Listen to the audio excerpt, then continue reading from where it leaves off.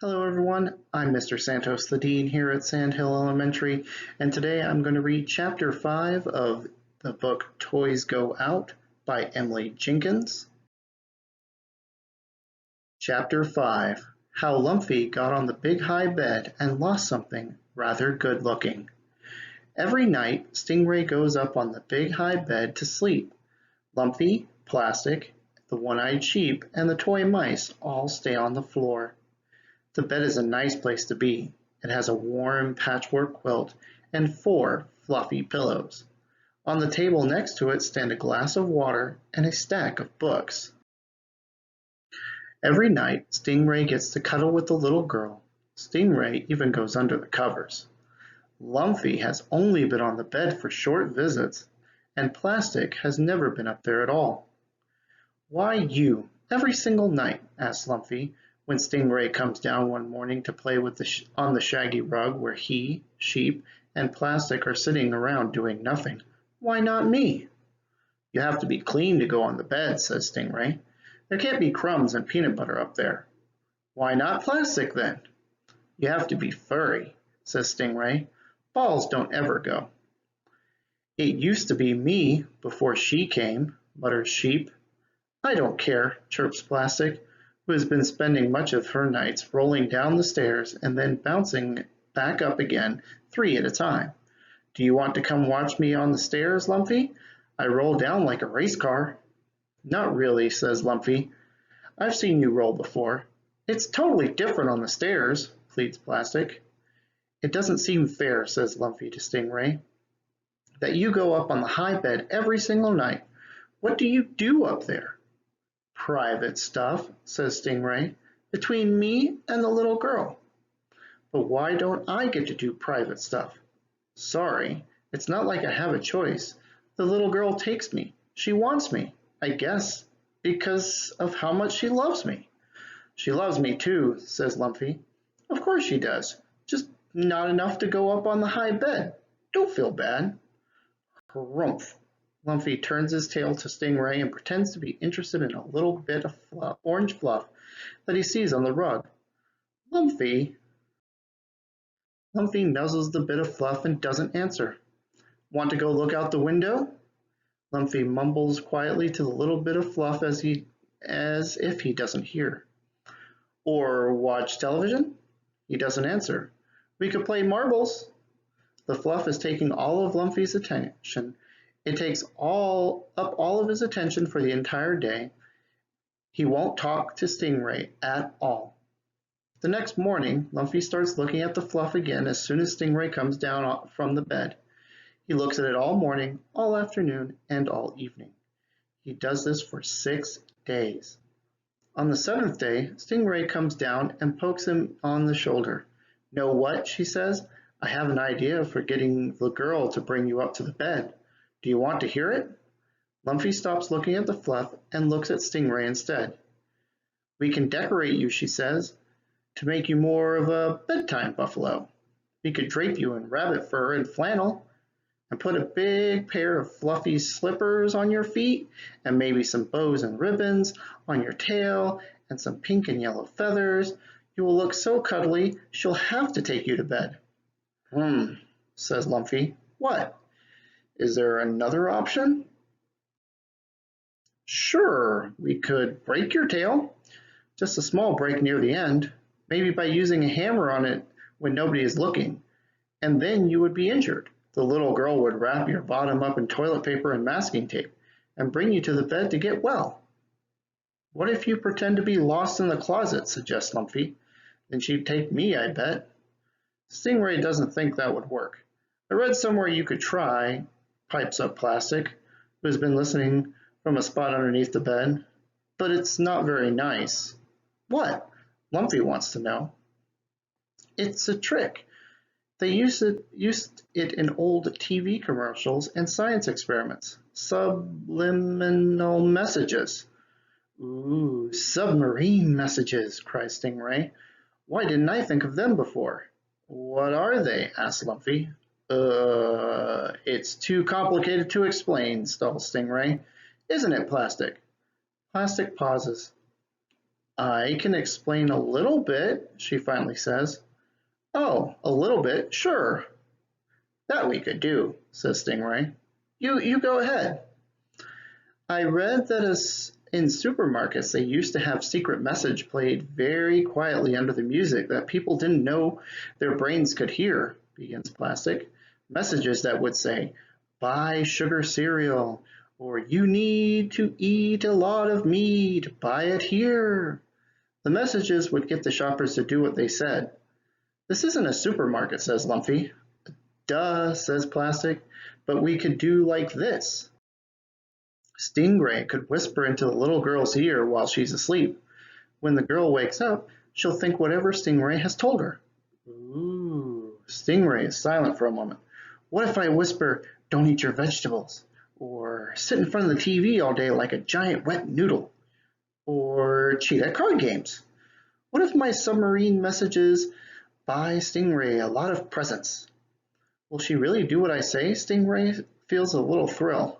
Plastic rolls side to side nervously. Forget I told you about it. I'm only maybe works anyway. If it maybe works, I want to try it, insists Lumpy. I shouldn't have mentioned it, says Plastic. It's a bad idea. Then how am I going to get on the bed? Cries Lumpy, looking up at the fluffy pillows from his spot on the rug. I have to get up there. Don't worry, says Stingray. I've done submarine messages a lot of times before. I'll get you up. It's hard to think about sharing the big high bed, in fact. Stingray doesn't want to share it at all. But even more, she doesn't want Lumpy to ignore her and stare at a little bit of fluff all day. That evening, Stingray stays awake when the little girl falls asleep. Bring Lumpy to bed. Bring Lumpy to bed. Bring Lumpy to bed. Bring Lumpy to bed. She whispers long into the night.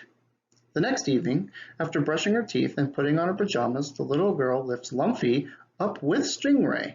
The submarine message has worked. Lumpy is so excited. Cool white pillows, patchwork quilt, warm flannel sheets, private time. He can hardly believe it's true. But here's what happens up on the high bed. Not much. The girl's father reads 3 stories aloud. He sings a short lullaby. The girl kisses her father 4 times. He turns out the light and leaves. Then the girl kisses Stingray and Lumpy tucks them under the covers and goes right to sleep. Stingray goes to sleep too. Lumpy lies there and stares at the ceiling. He stares at the clock, which glows in the dark. He stares at the curtains, blowing slightly in the wind. He doesn't feel sleepy. Psst, Stingray, he whispers. Stingray doesn't answer. Stingray, he whispers again, nipping her gently on the cheek. What? Stingray sounds muddled. Want to play I Spy? It's dark. I can't spy anything. I need a drink of water, moans Lumpy. No, you don't. Then I need another story. Will you tell me a story? I can't think of one now, says Stingray. I'm trying to sleep. Want to sing Camptown Races? No. Just a little bit. I think it will help me relax. Camptown Races, sing this song, doo-dah, mumbles Stingray softly and closes her eyes. Lumpy stares at the ceiling again. He stares at the clock. He stares at the curtains. He still doesn't feel sleepy. He crawls on the edge of the high bed and looks down. The toy mice are playing leapfrog. Plastic is reading one of the big books and rolling slightly side to side. The one-eared sheep is laughing with the wooden rocking horse in the corner. Lumpy sighs and rearranges himself on the bed.